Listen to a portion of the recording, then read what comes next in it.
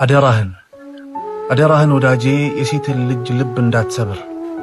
አደራ ሴት ልጅ ያላት ብቸኛ ነገሯ ልቧ ነው። ያንን ከሰበርከው ወደ ነበረበት አይመለስም።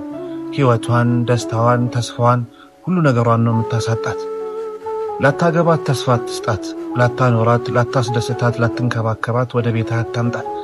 ፈኢምሳኩን ቢማዕሩፊን አው ተስሪሑን ቢኢሕሳን፣ በመልካም መያዝ አሊያም በበጎ መለያየት ይላል አላህ ተባረከ ወተዓላ። ልታሰቃያት፣ ልታስለቅሳት ወደ ቤትህ አታምጣት። ወዳጄ ታውቃለህ፣ ሴት ልጅ ካለቀሰችብህ ወደ አላህ ተባረከ ወተዓላ ትከሳሃለች፣ ዱዓን ታደርግብሃለች። ዱንያ አኺራህ እንዳያምር አላህ ጋር ትከሳሃለች። ያኔ ከአላህ ማን ያስጥልሃል?